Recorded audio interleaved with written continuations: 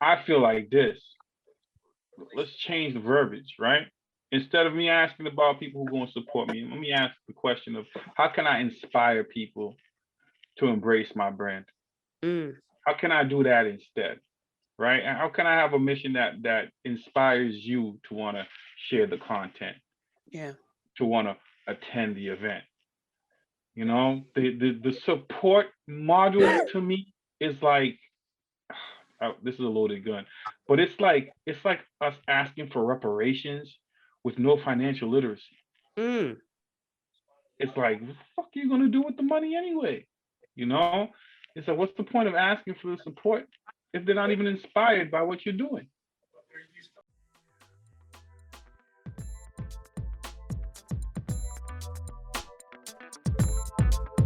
And facts. that takes a while to learn and grow to. Also, it's like firing yourself. That's listen. It took me a minute before I could realize, like, oh shit, I can fire myself. Hey, I'm not the right fit for you. I could give you some referrals because Yeah. like you're not worth the time and energy. Because sometimes when you break down some of these transactions, it was like the amount of hours of stress you put in me too. It's Right. not worth it. Right. It's not. You gotta go.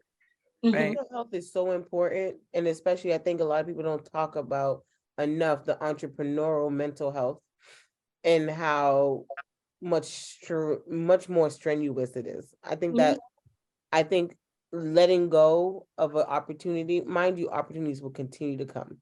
Mhm. And also just not letting the money drive you. Like I feel like that's also another thing too. Because I think in the beginning I was like, I'm gonna get all the coins. And I was just like, you know what? It's not that worth it. It's not worth it. I love a good referral. I do photo shoots too. I'll be like, I'm not shooting right now. Go to somebody else. Like, I'm not designing right now. Go to somebody else. Bad. You know what's interesting that you just said mental health. I've been planning with somebody in a partnership of some sort to develop a series of digital assets dealing with just that for entrepreneurs in the mental health area. Well, wellness is the area that we're cornering, because it's this whole thing is a mental disposition. You Mm, know, you wake up, you don't know where you're gonna get the money from, but you know something gotta get paid. You know you got a kid to feed, and you just gotta go get it. You don't know where it's coming from, right? It's it can stress you out if mhm. you don't know how to properly navigate the situation. So like that mental health is serious. And that same thing you were saying about health.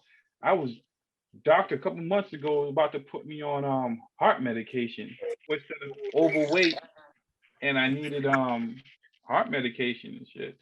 Like I don't sleep properly at all. Like I, I'm I'm up like just staring. I gotta put write notes, books of notes, mm, ideas and shit. I just can't sleep sometimes. Yeah.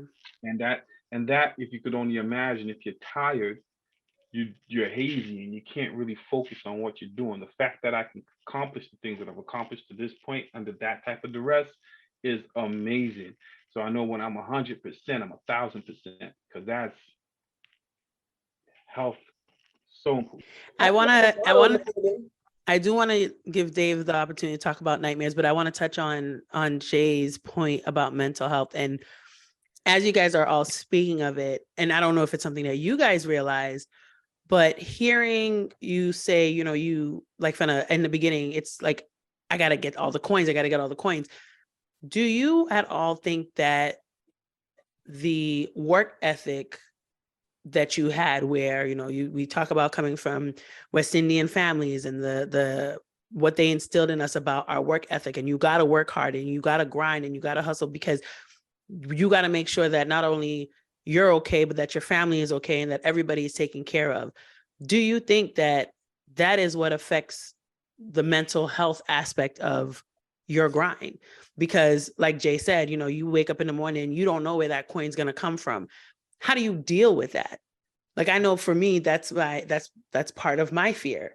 Like, I don't know if I would be able to handle, like, also this podcast is more like a mentoring session for me. Cause I'm like, How do you guys wake up in the morning when not know where your coin's going to be? What do you do? Because I would sit and cry. That's what I would do. Systems. You said what? You said discipline? Systems. Ongoing syntax. You know, they said that one should be preparing for the next day today. So before you go to sleep, you should know what you're doing tomorrow. And when you develop that plan for tomorrow, it shouldn't consist of 100 things. It shouldn't consist of 50 things. It shouldn't consist of 20 things. You should have probably about 3, 4 primary things that need to get done that are important, right? And you break those down into simple facts and you just tackle them. And you build a regimen of consistency so that when the stress does come, you've grown into a habit of doing these things and gaining these returns on your investment, so to speak, that you're not too worried about the money because you know you're doing all the steps necessary for the money to come.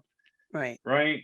So, you know, I'm just speaking for myself. That's inevitably. That's how like we kind of filter through the shit, so to speak. Because if you sit back and adopt this thing of worry and doubt, you might as well just shut it down, give up, because nothing's gonna happen for you. You literally have. I literally sit there and visualize the success of the moment that I want to have. The emotion, how I feel in that moment, right? How the sun's hitting me, what's being said out of all of it in its totality, and then I move forward on that. And it hasn't failed me. It hasn't failed me yet. You know, and it's just, but it's difficult. It's difficult. It's a very difficult thing. To piggyback on what you're saying, like the routine doesn't always have to, you know, be associated with your business. I think that having a routine with either waking up, meditation, prayer, whatever, you know, one thing I've noticed, and I think, I don't know if maybe Kevin, you could attest to this because I know you're new to the gym. Once I decided to dedicate time at the gym and I have a routine every morning, I've noticed that this past daylight savings season, that this was probably the first one in maybe ever that I did not suffer from seasonal depression. I think it's because I'm too much of in a routine, or not a ritual, but in a routine that I don't have time. I'm too routined for me to have time to even think of anything else. So I think that also assists in, like, I may not know what tomorrow brings, but I'm just going to operate in how I operate. Because I think that if I don't, it's going to give me room for doubt and it's going to give me room for worry. And that also causes me to be more in a state of like calamity or distress. And I know how my body operates in stress. And if I can remove that factor out of that, then I'm able to operate with a clear mind. Definitely, I'll piggyback on that. Like starting back in the gym, like I don't fit none of my clothes no more, and I refuse to go buy a whole new wardrobe. So I'm like, all right, something's got to give. So going into the new year, I said consistency is my word, right? Because like you guys said, you gotta have all the systems in place that you want, but sometimes something's gonna trigger you. And I give myself the latitude and the grace. Take an hour, my dude. Take an hour. Bitch, moan, complain all that you want. Sit down in front of the TV and get brain dead dumb, and then get back to it. If I gotta get on the car again, like I'm not. So I haven't been as public with it, but like since COVID, I've been battling major depression. PTSD came out of nowhere. I ain't had none of that shit since I've been home. And like COVID, being in the hospital for 10 years and isolated, it triggered something. And 10 years. No, I was like, dog, 10 days. You did not say days. You said years. Oh, you said 10 years, bro. I said years. I said 10 years in the military. now. Yo, Yo, I made my drink kind of heavy. I might have said years. My bad. My bad. No. I have it You can be recorded. fucking up. You said years, but that's okay. Go Okay. ahead. Years. I mentioned MK what I was Ultra trying to shit, what I was bro. trying to get across is I did 10 years in the military and I never felt any type of stress, anxiety, depression, none of that shit. Even before that, it was like, what am I depressed about? Life is good, right? In the military, crazy as it seems, that shit just came natural and easy for me. Yeah. Come out, I transition, I'm back home, I'm in school, I'm crushing goals, I'm starting businesses. COVID came along, it said, bruh, let's take a look at yourself internally and getting back into the gym, finding the things that like I like to golf. And then me, when I do these business trips, I'd be like, no, don't book my flights. Just send me the money.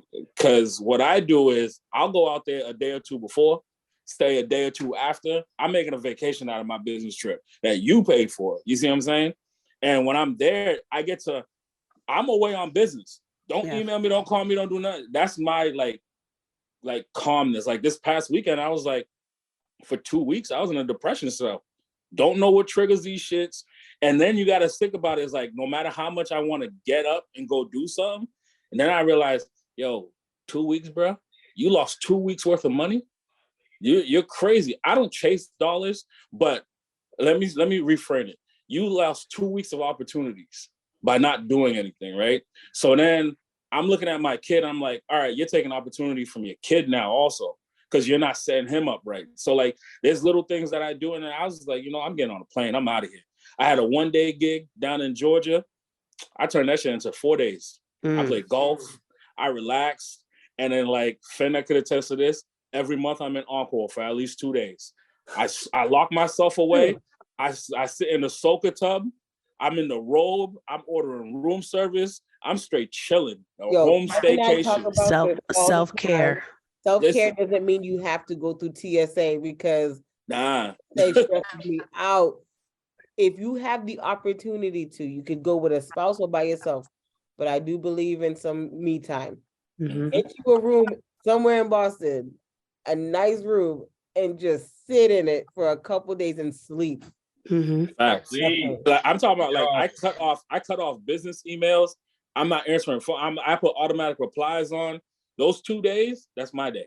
And if my lady's with me, it's just us locked in because she does a lot for work and she got her own business she's trying to talk to. So it's like we have so much going, and sometimes we're passing each other through the night. And I was like, Encore. This is the date. Let's go. Yeah. What you talking about? Dave, I'm gonna let you talk about your nightmares. As a creative, one of the biggest things when it comes to, I'd say anything that has to do with something negative, usually for creatives, it has something to do with people stealing your shit, or there's just a lot of finessing when it comes to the entertainment industry. So I'm gonna try to make this story short because it can get a little long-winded. So within the animation series that I produce, we had already produced, I think, 3 episodes, and we had an animator, and our animator was awesome.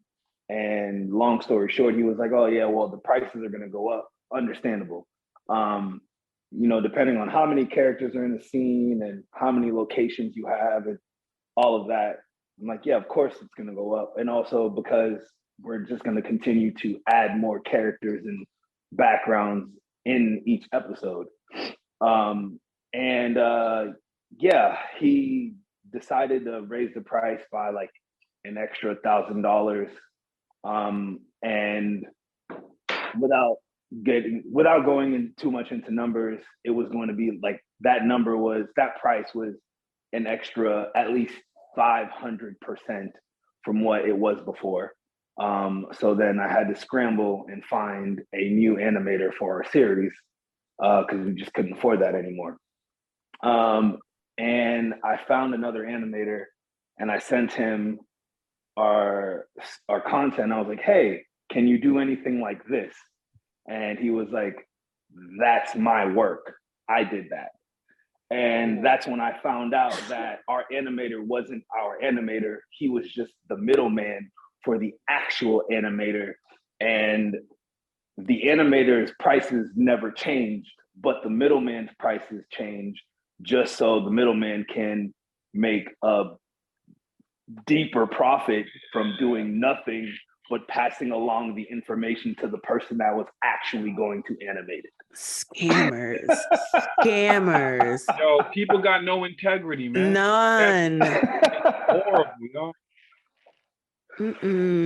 That happened to me once on Instagram. Somebody was doing like a logo, and this was before like I actually launched Shou Talks, and I just found, I'm just like, okay, well, small business. I'm gonna give somebody, this was before you, Jay. Because Jay actually made my logo. And I went on Instagram, sent them the money, and they never heard back from them again. Like paid, I was blocked. They took the money and just the scamming is real. So Dave, when you said that, my heart was just like trigger. Like warning. But that's real too. And that also plays into the aspect of a nightmare of an entrepreneur. Like there really are scammers out here. And I think that it affects entrepreneurs on both ends. It affects you guys in respect of having like decent clients, but also it affects you guys on finding business, because now your clients are a little harder on trusting you because they've probably dealt with scammers and they don't know that they can trust you. So, Dave, you just triggered me. Lord Jesus, that's why a lot of us, we're in the word of mouth business. So like you can't play with your name, you can't play with your brand, like. And sometimes when, like for you, Shou, you got my man over here got. Sometimes we got to support our own within our sphere, because that's how it's hard for you to run away if I know that you down the street from me. Yeah. And you see what I'm saying? So it's like some people, they got businesses or whatever. I mean, not everybody's about their business. So sometimes you just can't go with people within your circle, but at least you try. Right. You try to, and then if it doesn't work, then it's unfortunate, because some people that do be about their business are the ones that's lacking the melanin. Right. And people don't like to hear it. Or why you go to them? You didn't go to them. About our business, though. I reached out to a few of my own folks, and they was talking craziness, or they was talking like, sometimes your own people don't take you as serious because they're your people. And they don't want to a lot of times they don't necessarily want to see you flourish, because a lot of times, they feel like, and this is not everybody, but it's just, there are people in your circle who feel like your place should be by their side at all times. You're not allowed to surpass them. You're not allowed to grow. Those people shouldn't be in your circle, to be honest. Well, there was a thing. Yes, that sounds like a cut them off. There was a girl, I saw a video where I forgot what she called. It wasn't frenemies. There was another word that she used where she pretty much said, like, these people they act as if they're your friends, but once you start to succeed, there's a little bit of jealousy there. And it's not necessarily like, I hate you, I can't believe you're doing this, but it's like oh damn, you're really doing better. Like how do I get there? But they don't necessarily know how to be. They got to look at that reflection, and they don't like what they see because they can't acclimate to that. And also one thing that I realized, and this never bothered me. And I thank God that it never bothered me, how a lot of people was like, yo, people in my own circle won't support me. I'm just like, but is your circle your client? Is your circle what? Is your circle your client? Right. In my head is like, I honestly could not dwell and stay in that space of wondering why maybe they are promoting me outside of social media. I gotta be careful about that. But people used to be like, oh, so and so went over here. They went to go do something, but they know that you do the same thing too. And I said, that's not my client. Big facts. I can't. I ain't gonna beg you to put my business, like, I'm not for you. I'm not for everybody. Right. There's plenty of fucking hosts out there. There's plenty of realtors out there. There's plenty of people with fashion lines. We all out here. What you choose to go is what you choose to go with. I'm not gonna excommunicado you because you don't buy my shit. I don't like whatever. Like Well, it's No. not. well, in You might be, respects to, you might be priced out. Like I don't know what to tell you. Maybe you thought you was going to get yesterday's prices, and I'm giving you tomorrow's Today's, prices. yeah. I don't do today. It's Right. yesterday or tomorrow. Today it's changing already. Well, Like what I'm do- already on tomorrow. What do you guys feel about in speaking about your circle and support?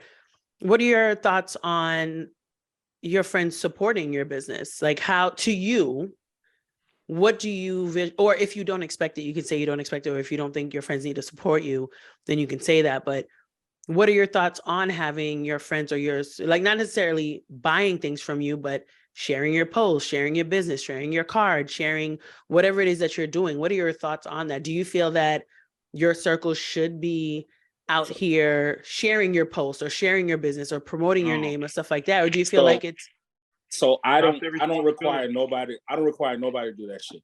Like my support system, for me, we run in the same circles anyways. Y'all know some of my circle. Critique the fuck out of my shit. That's what I need y'all to do. Like, is my shit whack? Tell me why it's whack.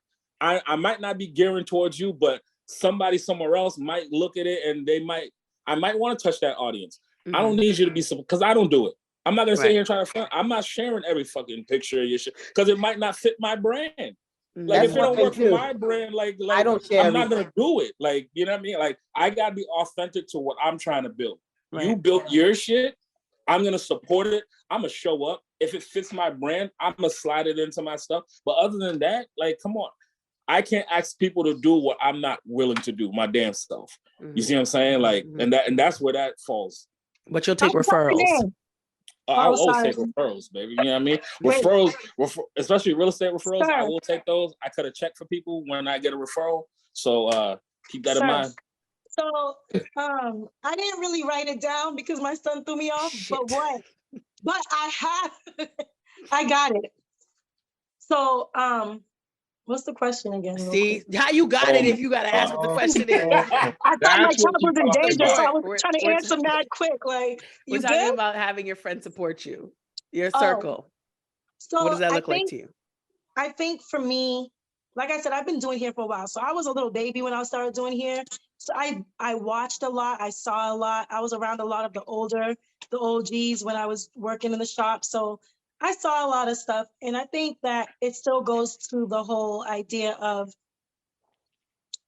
everybody's not your client. Like everybody's saying. At the end of the day, I want genuine support. So if you're not supporting me, I don't want it. I don't want to feel like I have to tell my friends, hey, post this for me and I'll do this for you or do this for me. If you're going to genuinely support me, then do what you got to do. I shouldn't have to ask. I won't even have to feel no type of way. And if you don't do it, keep your energy there. We're still cool. But at the same time, if you don't feel willing to do it on your own, I'm not going to take offense to it. I do hair.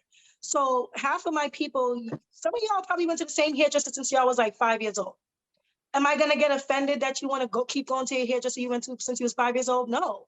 But I mean, if I have a little event, if I have a discussion group, if I have my podcast and I ask you to be on it, that's the only support I'm looking for right now. But the hair stuff, like, maybe you don't like how I braid. Go to somebody else. Like, I just think that you have to take personal out of business in general. Right. In many cases, that's how people fail. That's how people that's how people, that's how they mess things up. Because you're taking things personal and you're doing business, your feelings are involved. Right. Sometimes you have to cut your feelings off when it comes to business, or you're going to set yourself back. So I'm learning to just take my feelings out of it, because then you start overthinking, then you start ruining friendships and stuff when it might not have been personal. They just don't want to do it. Kind of like Kev's selfish ass talking about he ain't trying to post none of my stuff. What you talking about? That's all I heard, is that you don't want to repost my stuff. That's all I got. That's what you got from that? That's it. I'm just gonna lowly point out real quick. Brand worthy, and I'll share it. I share people's shit, but some people expect you to be posting all their shit, and I'm like, bro, do I work for this company? Am I getting a check for this shit? Because some people, I've actually gotten people to, like, I only got 1,100 followers, and I don't know why, but somebody decided they want to pay me for a post. shit, hell yeah, give me that dollars. But other than that, everything's generic. Like, I'm gonna support my people's shit, but don't expect me to do it every week that you're doing something, every an event that you're doing. If it don't align with what I fucking stand for or what I'm trying to build, why am I gonna do that? Right. Because the clients that I'm trying to go after, they're gonna be like, I remember when he posted about that. Maybe that's how he feels about this. Maybe that's what he's into. And now I just lost not one, but 3 clients. Because you know, every one bad person tells 3 people. So and in Boston it's like 6 because we're so not separated. May I? Yes. Yeah. So in regards to this support, I can't stand that word. It's I feel like this. Let's change the verbiage, right? Instead of me asking about people who are going to support me, let me ask the question of how can I inspire people to embrace my brand? How can I do that instead? Right? And how can I have a mission that inspires you to want to share the content? Yeah. To want to attend the event. You know, the support module to me is like this is a loaded gun, but it's like us asking for reparations with no financial literacy. It's like, what the fuck are you gonna do with the money anyway? You know, it's like, what's the point of asking for the support if they're not even inspired by what you're doing? Because right, Fena, like brand loyalty, right? You put it in the pocket. You know, you build a community. There's brands out here building the whole ecosystem. You know what I'm saying? They have a giant, like, who's this guy? Grant Cardone. You see the move this man making? This man just went and leveraged everybody's platform. Doesn't matter what race they are. If it's a church, leveraged them for a convention. It's just insane. You know, like, that's inspiration. You got it. Boom. They see the value. You know? So that, the word support, man, I just don't subscribe to it. I feel like you're not making the wave. I read somewhere some entrepreneur said, if you're begging people to support your shit, then your shit ain't good. Basically. Period. I was going to piggyback on what you guys were saying is that I cannot marinate on the fact of or trying to figure out who's supporting me or not, because at the end of the day, it's me. I gotta work. Yeah. So for me, it's like, to go back to the lane comment in regards to there's no traffic in your lane. I shouldn't have to even look left or right. Maybe my peripheral should be working because I need to know about my surroundings and what's moving, because of the lane that I'm in, the culture's brain agency. I need to know what's going on, what's shaking in the community or whatever. But if I'm going to be investing time on wondering who's supporting me or not, I probably shouldn't be in this line of business in the first place, to be honest with you. Because now I'm that energy that I could be possibly thinking about either a deal, going to a network, having dinner with a potential client, I'm worried about what people are saying or what people are not saying. Right. Now taking away from my money. So that's how I kind of think of it that way as well. Because I'm just like, you can support me, you don't support me. I actually do not care.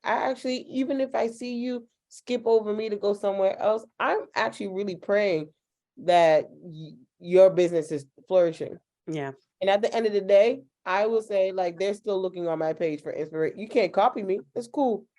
You can't replicate what I got. That's cool. But if I could be an inspiration for what made you want to copy, then I don't know. But I'm just here. Do you guys feel like you had to learn to have that type of mindset? Because I'm just going to assume. I think I had to learn that. I don't think that people just jump into entrepreneurship going, you either with me or you not. I think a lot of people jump into, I'm going to do this, and everyone I know and love and are in my corner in life are going to be in my corner professionally.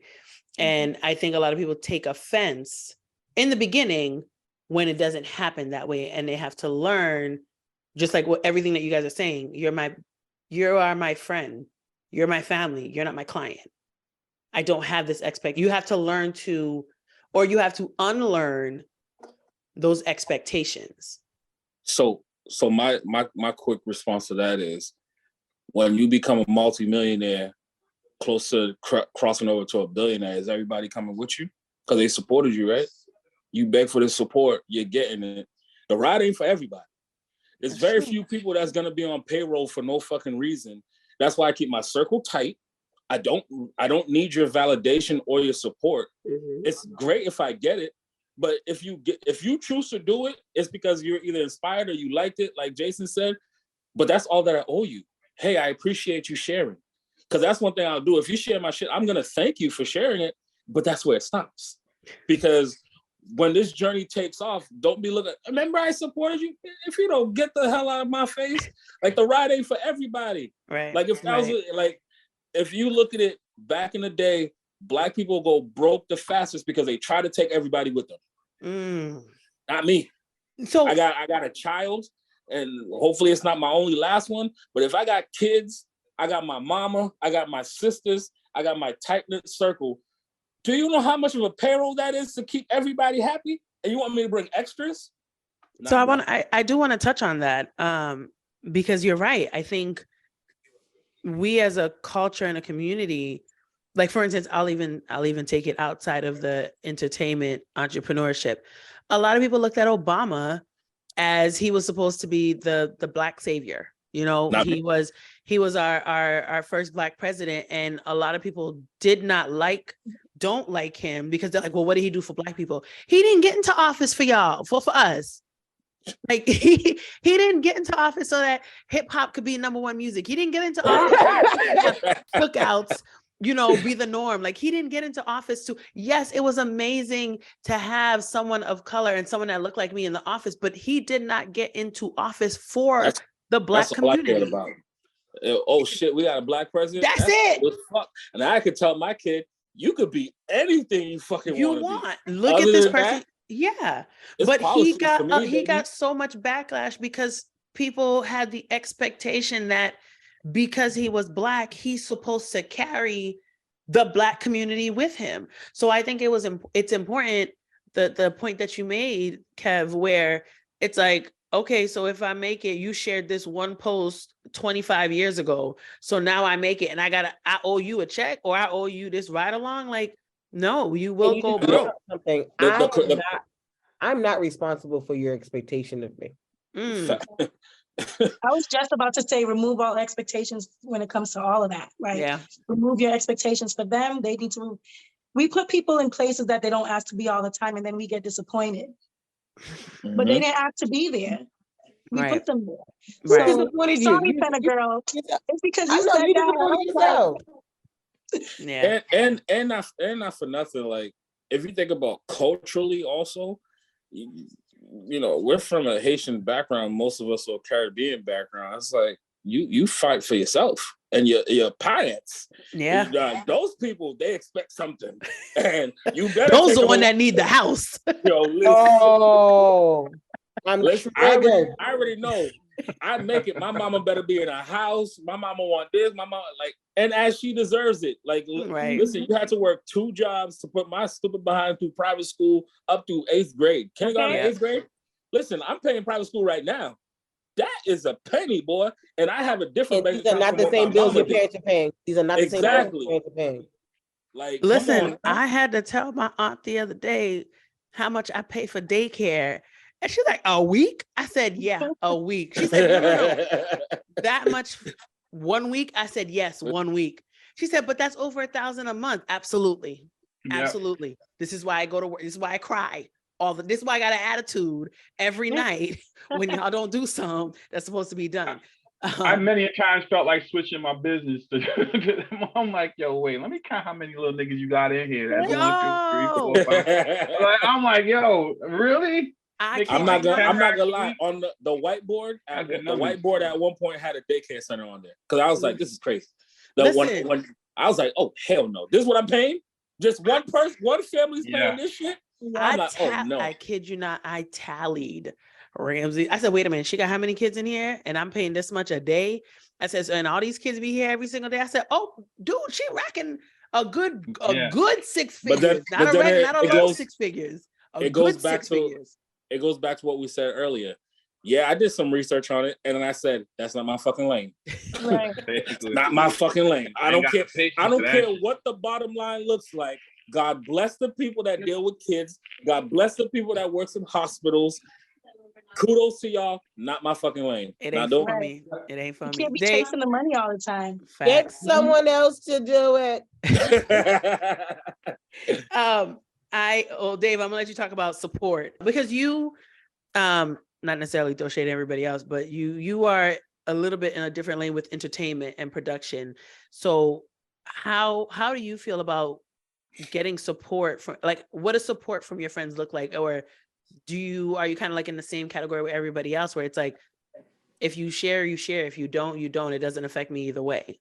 Listen, if I wasn't the producer of my own content, I wouldn't be sharing that shit. So I'm on that same boat as everyone else. As soon as we started making this show, I was like, I love this, but who's actually paying attention? Who's watching it? And who gives a shit about it?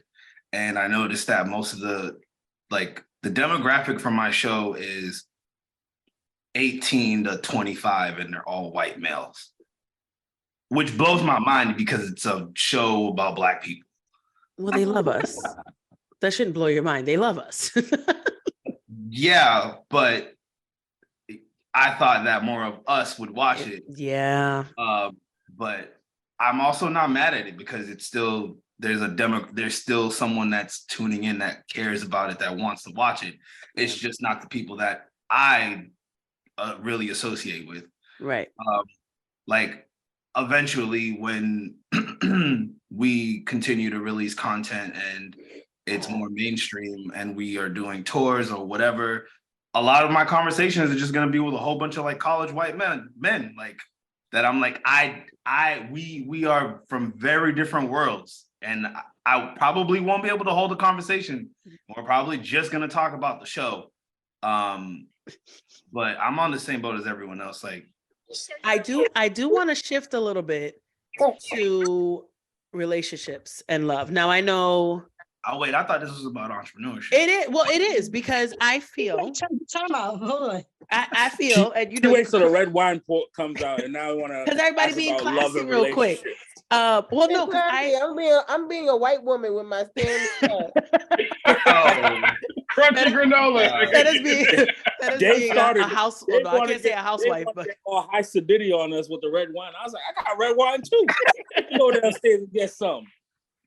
well, no, because I feel like a lot of entrepreneurs have the stereotype of overly hustling and overly grinding, where you don't have time for relationships, or you don't have time for love, or you don't have time or the capacity to be with somebody who's not on the same wavelength as you. So they won't understand. Did you just swish your wine?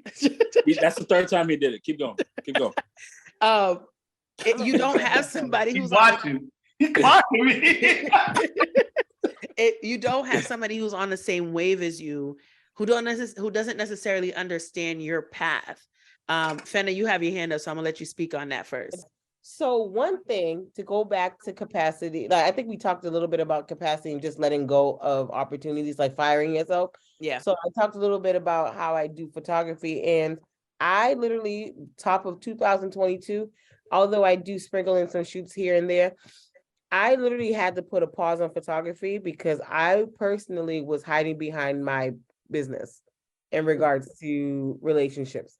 And I was disguising, or I was using my business as an excuse to be busy, to remain busy, because in the beginning, it was very hard for me to relate with a partner, Regular man, because it's sometimes I'm like, okay, I'm not in a place. I used to say, use the excuse, I'm not in a place right now. I'm focused.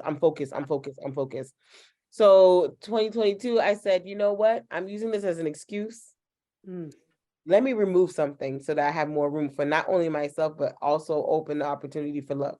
open opportunity for dating. And literally since I dropped that, I'm not sure if it was because it was atmospheric and I was like putting it out there that I'm in a space for me to receive. Because in my position, I am always giving. And like I'm giving, whether it's in brand form, whether it's in photography form, whether it's in like just in conversation, because for some reason people like to share things with me or come to me for chats and wisdom. I don't know.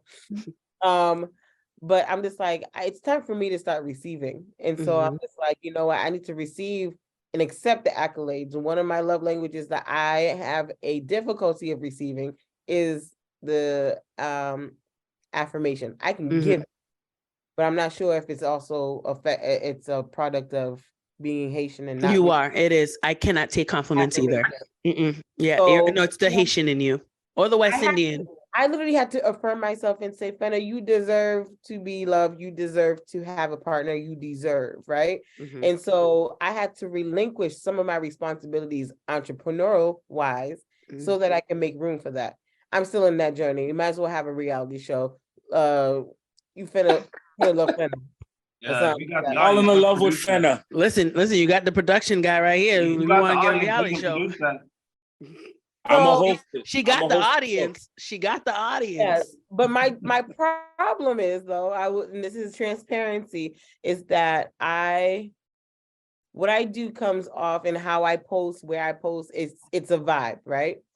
I am actually naturally an introvert. A lot of people don't get that from me though. So I am extroverted. My energy is extroverted when I'm in love with you. Like I love when you're comfortable with people. You. Yeah. But I'm just like, when I first meet you, that the energy that you see online may not match the energy that you see in person. So I think that sometimes the lifestyle that I portray online, if they follow me, if they're attracted, but they may just, I have to decipher whether or not, because now I'm in a position of a public figure at points. I have to decipher, are you really here for me, or are you here that comes what's attached to me? And and that's the challenge that I do have. So that's my thing. That's the challenge that many celebrities have. So you're not alone. That's a part of being in entertainment. Which is why you got to make sure that you keep your circle real tight.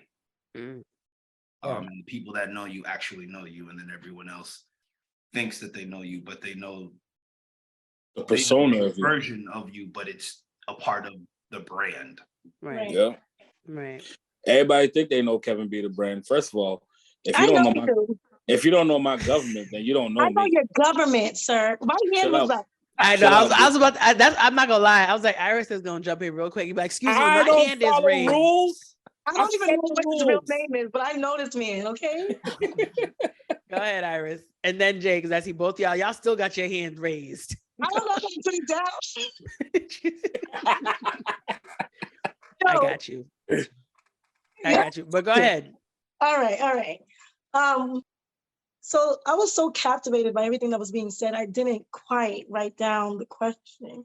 Jesus, Mary and Joseph. We're talking about finding argues time. about her raised hand and all this shit, and then not even prepared. We're talking. Yo, they weren't exaggerating about you, yo, for real. Didn't we tell y'all? No, that's what Fena was saying. Stop it. Yo, she be going hard to get up. My hands up. What was the question? Talk about, I know what I had to say. And it's like, so what was the answer? I really need to write it down, but I was like, wow, it was good listening. Yes. We're talking about the stereotype of entrepreneurs / hustlers and finding love in that, like being an entrepreneur, because, you know, a lot of times there may be hesitancy in finding someone that can have the patience too. Like I didn't say this before, but the patience for your grind or understanding your grind. So that's what we're talking about. Okay. So this kind of like hits, I also do discussion groups, guys. So this kind of hits a topic I had that about entrepreneurs, kind of, sort of about entrepreneurs focusing on their goal and not realizing that their partner is sacrificing a lot for them while they're focused on their goal. It was a great panel. It was. Kevin the brand was there. I moderated it. Hopefully you guys could attend one of these days. So yeah. I need to be invited, but go ahead. But your Oh, man was there. Your man was there. He's I a still wasn't. But I he's a still wasn't representative invited. of the White House. I wasn't invited. If you know him, he will let. If you know him, he'll be the first one to say, "We're not the same person. You invited me. You didn't invite her, so I'm not bringing her." Yeah. Dave, you know. Y'all know him. Kevin invited you. I can't even speak. Can I answer the question? Because I got the answer right My here. bad. This is very stressful. I didn't know this was going to be a stressful podcast. I thought we were just going to be talking and enjoying each other's time. You need to go back and listen to my boundaries episode. Maybe. But I think a big thing about being an entrepreneur is being super transparent. Like when kind of like what Kev was saying about, you could start something, but if it's not for you, that's it. You need to communicate your moves because you're moving on this train. Somebody's on the train with you, but if you don't realize they're there, they're going to fall off. And I feel like, so as we talked about in the discussion, I think women entrepreneurs are a little bit different from men. I think men, no offense to you guys, but women are already accustomed to wearing several hats. Like we're already used to like taking care of this, taking care of that, taking care of this. We already have that under our belt. Not saying men don't, but I feel like when men are passionate about something, they kind of like tunnel vision. They kind of have that and they stick to it. But being transparent about, okay, this is how a relationship can work. Because I've been to a lot of networking events where people are like, yeah, I'm super successful, but I had like 4 marriages and they all failed. Like, damn, did the marriages fail or did you fail your marriages, bro? Because at the end of the day, it's like, how the hell could all those 4 women have been the problem? At this point, like maybe you should have reevaluated that something you did was wrong. Like maybe you didn't communicate enough, or maybe you didn't realize this person is on the ride with you. You're not on the ride by yourself. And when you're on the ride with somebody, if you treat your relationship like it's a business, the same way you're running your business, when you have a business partner, you communicate everything. Everything is being put on the table and discussed before you make the next move and all that other stuff. So transparency and treating your partner like a business partner, because sometimes I feel like people assume like because you're my partner, you just get it. You're just gonna be on this ride. You understand what I'm going through. That ain't the case. But if you treat your partner like a business partner, you're going to be scared, like money's involved. Like I got to talk to this person. I got to communicate my plan. If something fails, I got to talk to them about it. Just being super transparent about it so that the person understands what we're both doing, not you're doing by yourself. Jay, your hands up. Jump in quick. Facts. My hands is up. Don't say nothing against what I said, Jay. How you gonna tell me what to say? What? I thought we gained that friendship, so I could tell you that. But we Gucci. She said regained our friendship. When did you lose it? When did you lose the friendship? I'm not sure because he looked like he was stressed just now. So I was like, damn, you about to say something to me. Well, go ahead. No. I'm just reflecting on what you're saying because I've lived both equations. Understand? So, okay. So basically, yes, you hope to be in a situation where communication can be fluent and you're both working towards this common goal amicably. The truth of the matter is, and this is an onion, right? So we're gonna pull back a couple layers just to get to the point here. Whew. You got the business? You got the business, right? While you can align on the trajectory of your business and monetizations and so on and so forth,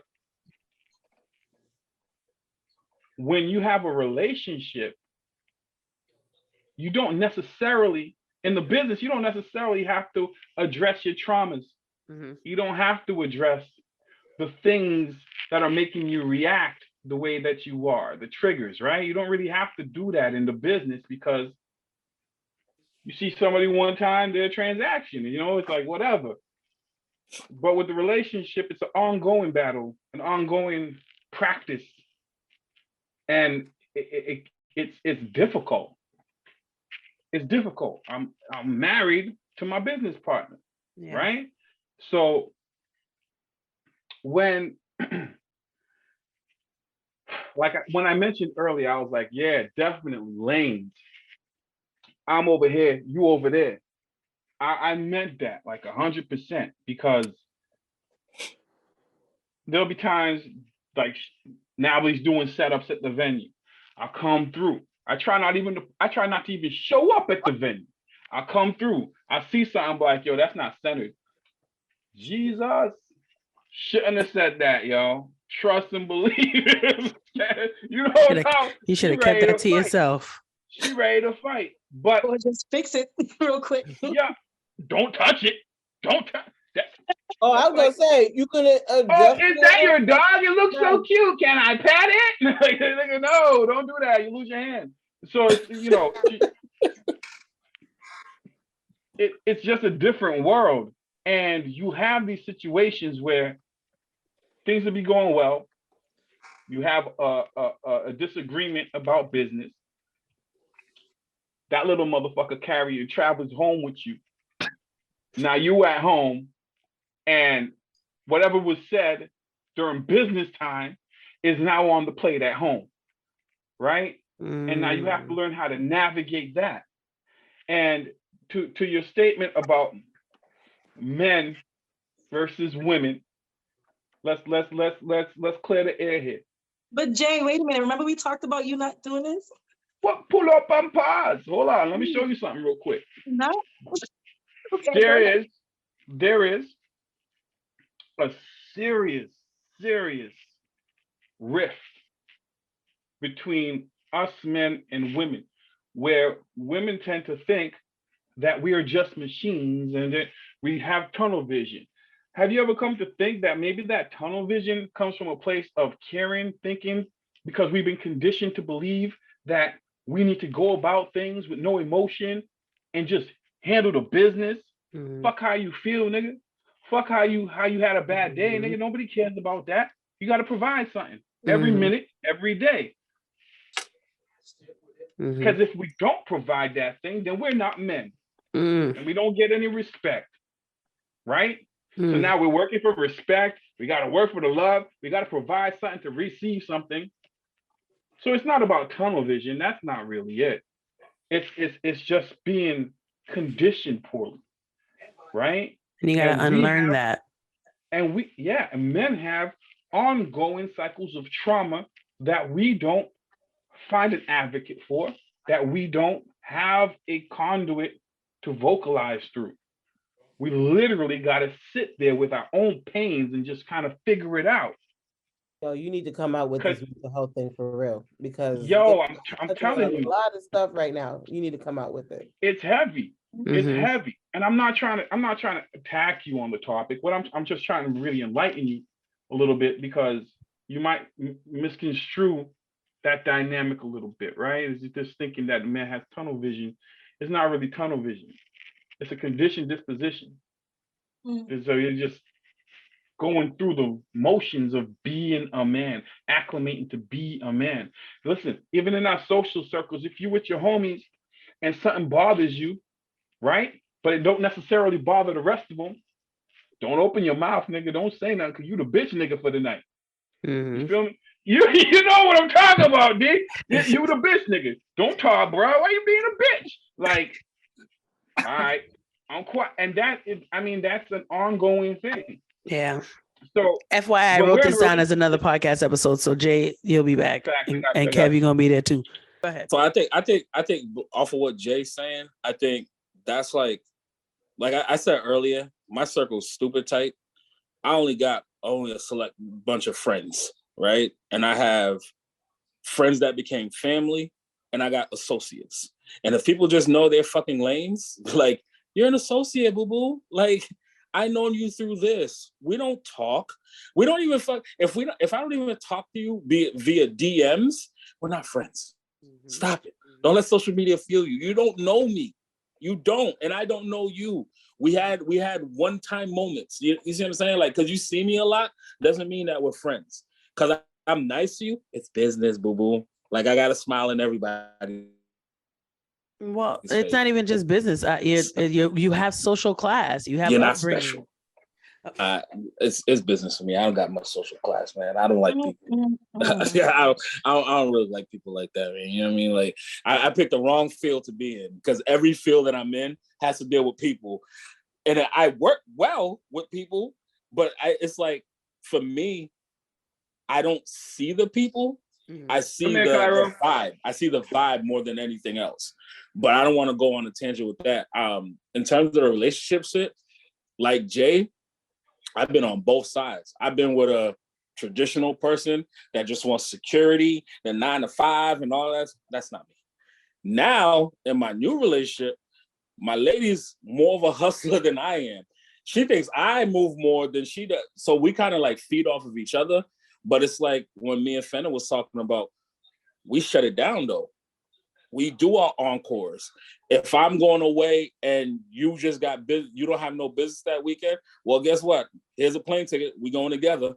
You stay in the hotel room, you chill, or vice versa. And then we go out to dinners and all that. So like we make it work for us because we understand the grind that comes with what we're trying to build. Because she has her traditional job, but she also, her traditional job spawns off into so many different stuff, and she's building up her business on top of that also. So it's like she understands what I'm going through and understands, oh, this dude don't have a traditional 9 to 5, so he kind of does need breaks. And maybe I should, like, these are her words, maybe I shouldn't just be nagging him about this stuff. I could just take care of it my damn self, or I'll just leave friendly reminders here or there. You know what I mean? So like the dynamic works because she understands that world, right? Right. And she understands that business 9 times out of 10 is gonna come first because we've had these conversations. Yeah. Something has to be sacrificed along the way, and Right. if the business is not gonna sacrifice, so that means the family's gonna sacrifice. You see what I'm saying? And it's not a knock. I think people look at it as a knock. That sacrifice for the family right now, I'm not gonna Tom Brady you. What I laid out is what it's gonna be. I'm not gonna switch it later on, and then now we in a divorce and I ain't got no family and I'm miserable doing the job that I wanted to be doing. That don't make no sense to me. You know what I mean? Like, that's a topic for another day. But it goes back to what Iris and the panel when we was on. It was actually a great conversation because you got both perspectives of it or whatever. Men, yes, we see that tunnel vision 9 to 5 because we're programmed that way. We're programmed to take care of a household, but at the same time, you're programmed to be providers. Yes, and that's what society told us too, right? But I don't have that big of an ego. My lady is a bigger provider than I am. I'm just you want me to hold your purse, boo boo? I'll be that dude. Like, I don't give a shit. What red carpet we doing? Let me hold this little blinged out purse for you. My ego don't work like that. And the same way how when Jay was talking about my circle of close brothers, no, we call each other out. Like, stop saying everything good. We know everything's not good. So let's talk about this. Because I'm telling you right now, I'm depressed as fuck. Yeah. Sometimes I'm depressed for you. So let's talk about this shit. You see what I'm saying? So like, but that takes maturity and growth. And I think business does that. For me, the military and business made me grow up a whole lot faster than I ever would have done. Because like in business, when you're dealing with these lessons, not failures, but these lessons, it teaches you to humble thyself, get your ego out of certain situations. Because if you go into every business deal with an ego, guess what? Your dick's not always going to be the biggest one. I promise you that. And you're going to lose out on certain shit. You know what I mean? And it's like, if you remove your ego out of the situation, and in the military, I used to tell people, play the fucking game. Right. Play the fucking game. Make the game work for you. Because the more you try to buck against the system's not going nowhere.